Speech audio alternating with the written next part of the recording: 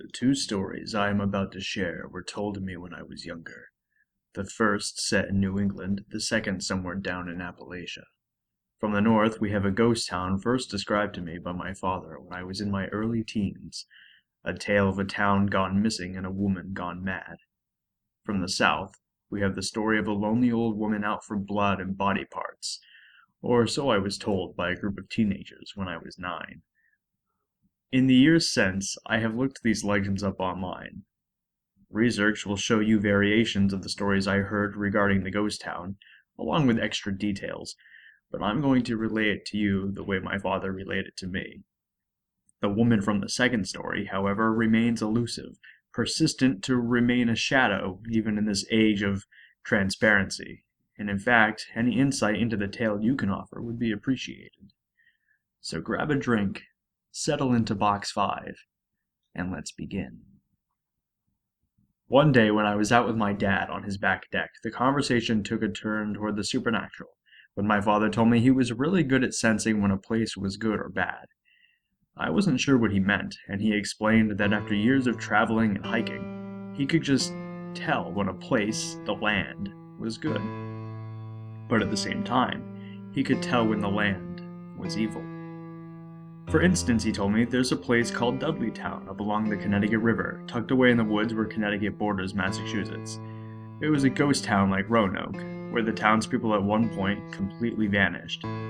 Back in the 1800s, boats would come from upriver to make deliveries and to pick up goods to be shipped farther downstream. One day, however, when the boats docked, no one was there to greet them. The crews inspected the loading areas, and the shipments had been prepared for them, but there just wasn't anybody around. As they began to investigate further, the crew found that the shops, work areas, the schoolhouse, and even homes were void of any life. Goods, food, clothing, tools, all of these were where one might expect to find them, but there was no sign as to where the people, the actual residents of the town, had disappeared to, and there was no cryptic word or phrase carved into a tree left behind as a clue. Years later, my dad said, around the 1920s or so, a doctor and his bride bought a house on the outskirts of the town. They were a young couple that preferred the solitude of the forest, though the doctor did have to go into the city to work, Boston I believe, for days at a time. One night, after being away for 2 or 3 days, the doctor returned home to find his wife out on their porch, slowly rocking back and forth in her chair. Usually vibrant, she would not answer him, would not speak a word. She just stared out into the darkness toward the town, her once golden hair now stark white. Something had scared her into silence. For some time, the doctor tried to bring her back around, but she never spoke again, and he eventually had her institutionalized. Fast forward to when my dad was in his early 20s, a few years before I was born. He would dig trenches through where power lines were to be erected, and sometimes check existing lines. One day, while working up in the surrounding woods, he realized he wasn't far from where he used to canoe as a boy, and, incidentally, from Dudleytown itself, and he decided to visit the old place just for fun. It was a bright, breezy day, birds singing just beautiful, he said, all throughout the day and as he walked up the trail approaching the town. However, once he crossed the town line, everything fell still and silent. No breeze blew, no birds sang, the light seemed dull, and for some reason, he felt like he was being watched.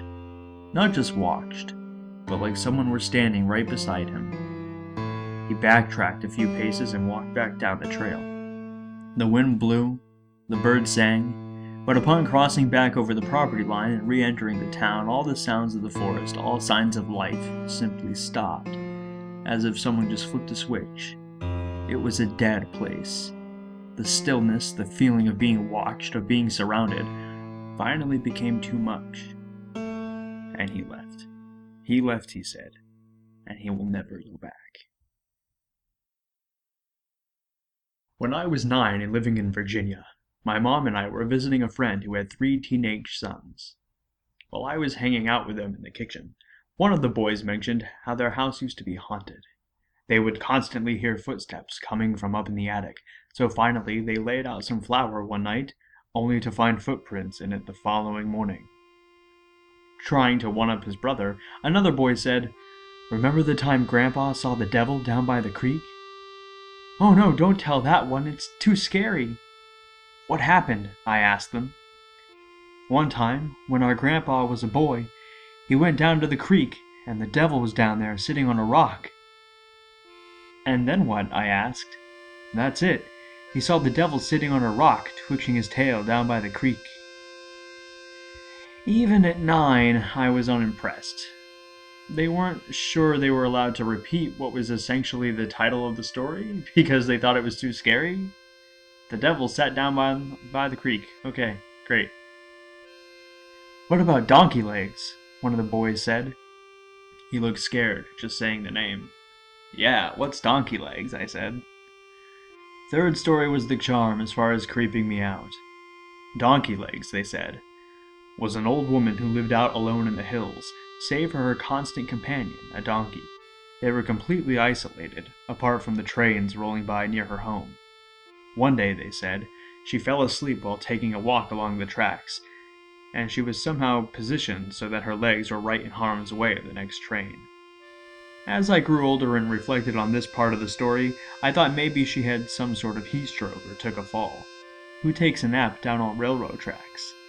Either way, she didn't make it out of the way in time for the next train, and it took her legs clean off.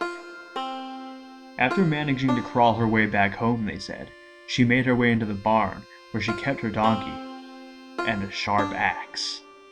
She hacked off the legs of her only friend and sewed them onto her torso. And to this day, they said, she wanders the night with her axe, walking around on twisted donkey legs, looking for the legs of other women, men, and children she may deem a better fit. Hey everyone, Rockstar Phantom. I saw I had some likes, 1 subscriber, then 3, now 4, which is 4 more than I expected to get, so I figured I should make another video, and I wanted to give a big thank you to you, officially my original fanatics.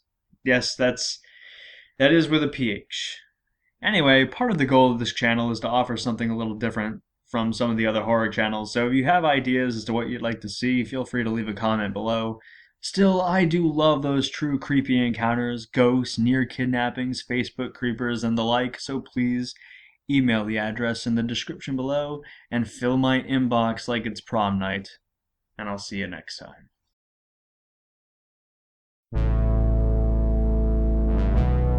We all get a little scared sometimes, but just remember, when you're out there all alone, be smart, be vigilant, and when in doubt, be the thing.